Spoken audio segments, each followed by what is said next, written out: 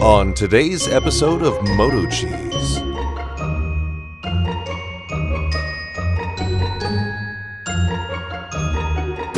Got the wife some crossbars for the tops, and when we bring it to Florida we can put the kayak or pick up stuff from Home Depot. Looks like decent quality. I mean, this is plastic. Crossbars are aluminum. Decent thick plastic. Even comes with a torque wrench and some extra hardware. This was pretty cheap on Amazon too. So it's pretty easy.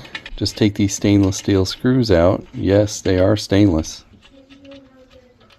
Put them on the end mounts loosely. Fit it on the car. Then tighten them up. Gives you a diagram. That goes to the front of the vehicle, which is the fatter end. Kind of like a wing. So the rear crossbar is a little shorter than the front crossbar, which it says rear on it. Slide the end on. It'll only fit on one way, of course, because of the shape. Barely snugged at, so you can slide it in and out for adjustment on both ends. Get the crossbars. Put all these on there. One end is not adjustable, so you can tighten that down. So we're going to start with the rear one. Shows front of vehicle that way. So we'll get this one on there. I'll have to loosen that clamp. Get it clamped underneath there. And then once you get that loose enough, you can slide that on. Now we'll do the other side. On this side, you loosen it up so you can spin that lower clamp like that. Put that like that. Flip that back in there. Center that clamp up to the center of these holes here.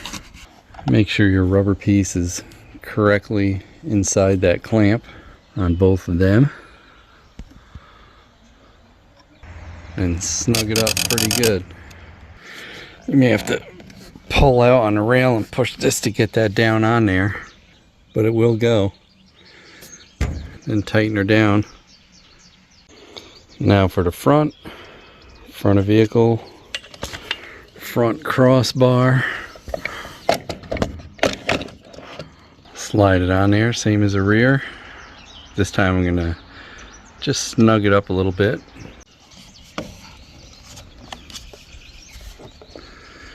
This one fits a little better than the back. The back one I had to force a little. Slide that bottom clamp. Center it on the hole. You don't have to, but I am. Tighten her down. Then you can get underneath and do these where the slots are, the screws you left loose. Tighten them up. Make sure they're tight and they don't move. And that's it. They actually match the car pretty good. The plastics anyway.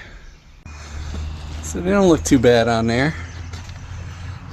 We'll make sure they don't make any noise during the test drive.